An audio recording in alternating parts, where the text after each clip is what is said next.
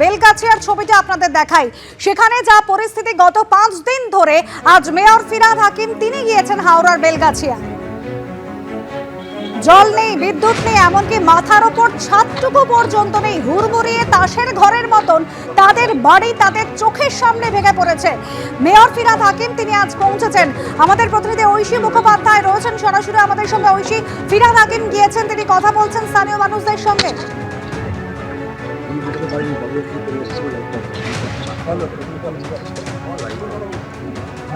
তো তার একটি বৈঠক হলো, সেই বৈঠকে বিস্তর বিষয় নিয়ে আলোচনা হয়েছে। মূলত যারা এখানে ঘর হারিয়েছেন, যাদের আস্তানা হারিয়েছে, তাদেরকে কিভাবে পুনর্বাসন দেওয়া হবে সেই বিষয় নিয়ে কিন্তু বিস্তর আলোচনা। প্রশাসক যাচ্ছেন, জেলা শাসক, পুলিশ অধিকর্তা প্রত্যেককে নিয়ে কিন্তু একটা উচ্চ পর্যায়ের বৈঠক এতক্ষণ মন্ত্রী ফিরহাদ হাকিম করলেন এবং তারপরে বিভিন্ন সিদ্ধান্ত এই বৈঠক থেকে কিন্তু গৃহীত হবে বলে জানালেন। আগামীকাল কিন্তু তিনি জানালেন যে আরবান ডেভেলপমেন্টের একটি বৈঠক তিনি ডেকেছেন, সেই বৈঠকে কিন্তু উপস্থিত থাকতে বলা হয়েছে। অথরিটিতে যারা রয়েছেন তাদেরকে ব্রিফিং করা হয়ে গেছে, আবার আমরা কিছু বলছি না, ঠিক আছে? একবার না না না, আমি তো এটাই বলছি। না না না না না, স্যার এসেন, ভিজিট করেছিলেন, আমরা একটু ব্রিফ করেছি, কালকে ওখানে আলোচনা হবে, তারপরে বলতে পারবো।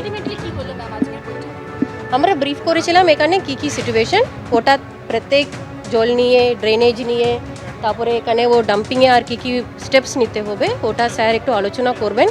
কালকে একটা মিটিং ডাকা হয়েছে, ওখানে আমরা একটু আলোচনা করে ফাইনাল যা হচ্ছে বলতে পারবো, ঠিক আছে? তার জন্যও আমরা রিহ্যাবিলিটেশন প্ল্যানটা ভাবছি, ঠিক আছে? হচ্ছে, ঠিক আছে, সার্ভে হয়ে গেলে আমরা একটু ডিটেল নাম্বার দিয়ে দেবো। কিসে?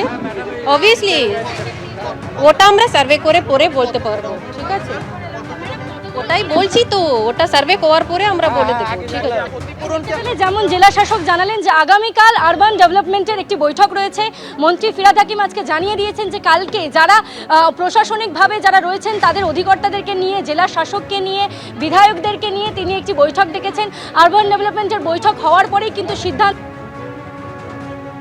হবে, অর্থাৎ যারা মাথার ছাদ হারিয়েছেন, এই জায়গাটা যে পরিসর, সেই পরিসরটা কিন্তু একেবারে ডাম্পিং ইয়ার্ডের ওপরেই তৈরি হওয়া।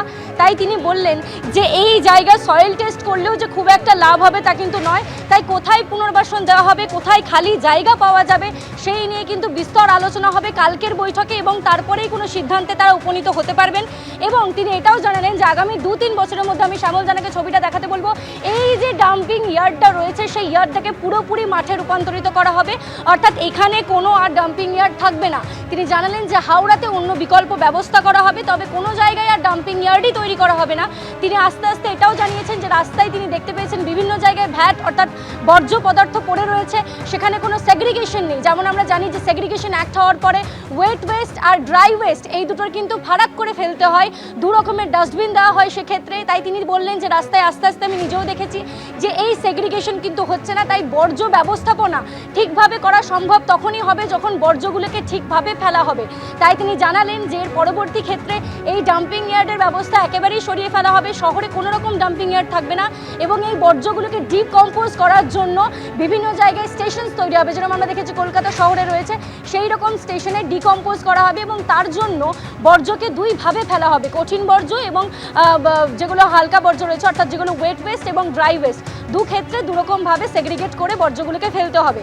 তিনি জানালেন যে আজকের বৈঠকের পরে সিদ্ধান্ত হবে, আজকের বৈঠকের পরে কালকের বৈঠকের সিদ্ধান্ত হয়েছে এবং কালকের বৈঠকের পরেই কিন্তু সিদ্ধান্ত হবে যে কাদেরকে পুনর্বাসন কোথায় দেওয়া হবে। এখানকার যে জায়গা, সেই জায়গায় কোনো সয়েল তিনি বললেন টেস্ট করলে, গতকালও যাদবপুর বিশ্ববিদ্যালয়ের বিশেষজ্ঞ দল এসেছিল, তারা এসে জানিয়েছেন যে এখানকার সয়েল টেস্ট না করলে জানা যাবে না যে এই মাঠে আবার ধস হতে পারে কিনা। তাই সেক্ষেত্রে এখানে আর কোনো রিহ্যাবিলিটেশনের ব্যবস্থা করা হবে না, সেফ জোনে তাদেরকে নিয়ে যাওয়া হবে। আজকের থেকে সার্ভে শুরু হয়েছে, বাকিরা যারা রয়েছেন এখানে ক্ষতিগ্রস্ত তাদের যে সমস্ত নথিপত্র, জরুরি নথিপত্র, সচিত্র পরিচয়পত্র, সাথে সাথে যে সমস্ত নথিগুলো দরকার, তাদের প্যান কার্ড, ভোটার কার্ড, আধার কার্ড এবং তার সঙ্গে ব্যাংকের পাসবই, সেগুলো সব গৃহীত হচ্ছে এবং এরপরে নথিভুক্ত করে যাওয়ার পরে তাদেরকে সেফ জোনে যেমন আজকে সরিয়ে দেওয়া হবে তেমনটা জানালেন এবং তারপরে কালকে বৈঠকের পরে সিদ্ধান্ত হবে কোথায় তারা পুনর্বাসন। একেবারে ঐশী, আজ বৈঠক এবং সেই বৈঠকের পর একাধিক সিদ্ধান্তের কথা কিন্তু জানানো হচ্ছে।